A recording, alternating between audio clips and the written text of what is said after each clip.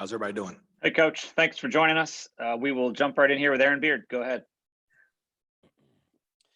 Hey, Jay, how much Mac mentioned, things like containing quarterbacks that are mobile, getting better pressure. Kind of how did you evaluate the defense during the off week, and how do you sort of make tweaks without doing too much that takes the guys out of what they know and are comfortable with? Yeah, so I think obviously we had some issues with some pass rush game, lane integrity kind of stuff, So I think the main thing we do is just look at it and say we got to clean this up and try to make it a little bit user friendly at times, and give our kids a chance to rush off the edge a little better. I think against Miami, some of them were some of the formations we were getting were kind of locking us into a certain pressure. So I got to do a better job of getting that one pressure a little bit better. But yeah, I mean, I think a lot of it honestly is just execution. Okay, let's go over to CL Brown. Hey, Jay, I feel like we may have talked about this before, but with Cedric Gray, can you kind of pinpoint when he turned the corner and when he went from, he's just going to be on a 2 deep roster to, okay, this guy can really help us. We're moving him into the starting lineup. I think in spring football, we were playing Cedric at both inside linebacker positions, which is hard, because it's, the same call can mean a different responsibility to one side and a different responsibility to the other. And so a lot of times, kids have a hard time doing both. And I think during spring football, I just kept saying like how impressed I was that he was able to do it, and not only do it with backup reps, right? He's not getting, the starters get more reps. So I think that was impressive. And then I think when we got into the season, we started the season in the fall camp, it was Eugene and Gimmel, and Seth was kind of the third guy in, and he just kept playing and kept making plays. And I do think he's got more, he brings a little bit more into pass game. He's a longer kid. He's a really good cover guy, who we feel pretty good matching up on tight ends and running backs. And then also, I think he's got a real knack for being a pass rusher. When we signed him out of high school on defense, all he do is rush off the edge, and that was kind of one of the reasons we took him. So, I'd say probably, once summer football started, we kind of I feel he was going to help us more and more. And then I think he just keeps playing. So I'm excited about him.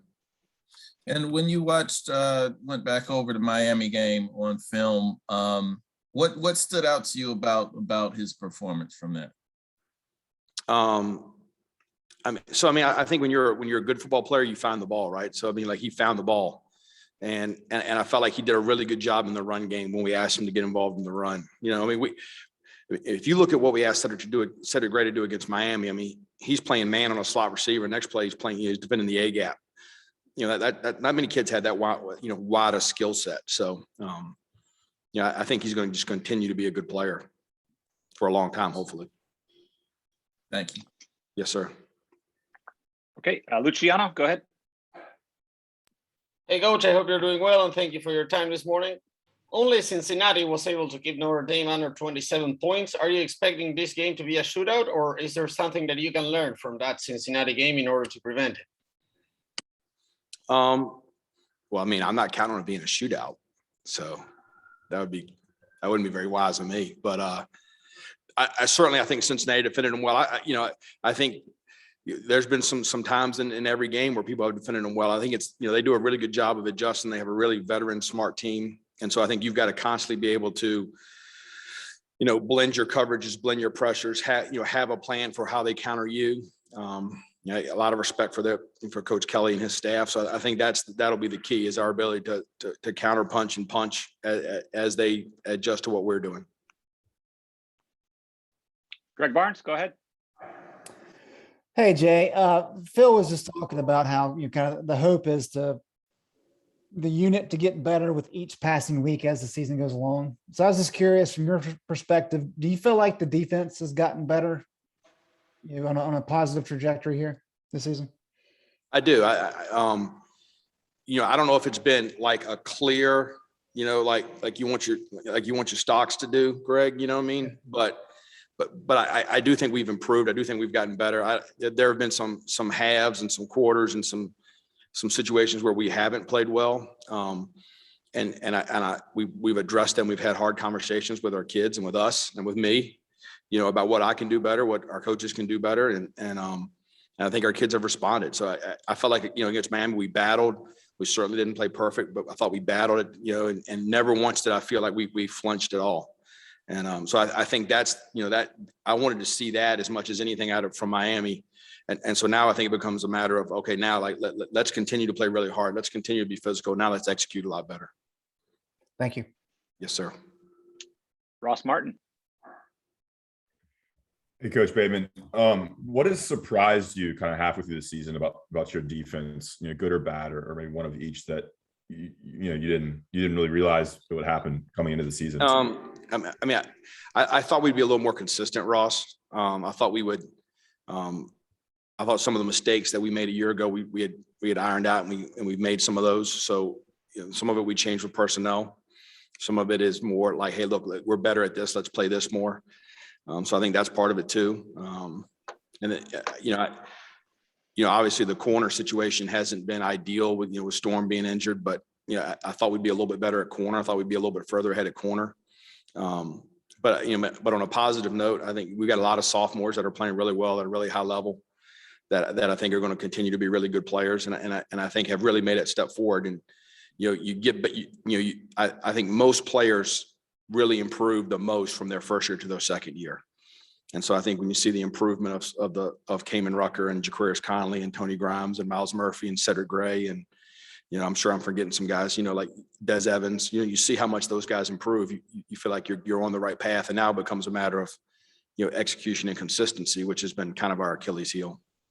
Do you think you've seen like the advantage of having the depth of the defensive line? Obviously, it was a big storyline coming into this season. I mean, have you seen the impact of having more players, or do you think you've kind of used them the way you'd expect at this point? Because oftentimes we speak about depth, but sometimes it's the best players who play. And I don't know if you've. No, I think the D-line depth has made a huge. We've obviously getting ready for Notre Dame the last week, and we're watching last year's game, and Tamon's in there playing 3 technique. And you're like, gosh, we're a lot better when Miles Murphy's playing 3 technique and Kevin Hester's playing more, and guys like that moving forward. So yeah, I think the D line and I think the youth of the D line room is encouraging, right? We're gonna have those guys for a while. So I think for sure that's been a positive. All right, let's close up today with Andrew Jones.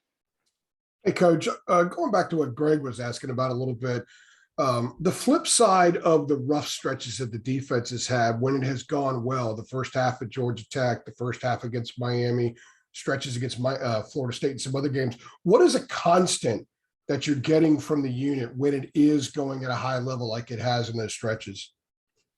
That's a great question, Andrew. So I think when we have played well, we have communicated and handled things and played fundamental football like we're capable of. And I feel like when we have had bad stretches, it's been communication problems. It's been not anticipating things, and it's been not playing fundamental football very well. And so I think it's really simple, right? When you take on blocks the right way and you tackle the right way, you play better defense. And I think it's pretty easy for them to watch it and see.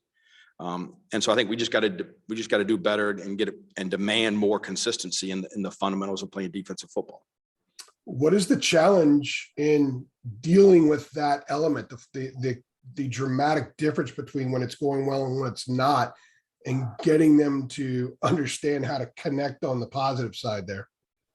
Everything we do every day is a challenge, right? It's hard to play football, so I think playing defensive football is hard, right? So like it's demanding and encouraging and showing them that when they do it right, how successful they can be. So, you don't throw your hands up and say, "Woe is me." You just go play, right? And so that's the effort we're looking for, and the guys know it. They know when it's not going well, what the problems are. So then it becomes, all right, let's settle down and fix it.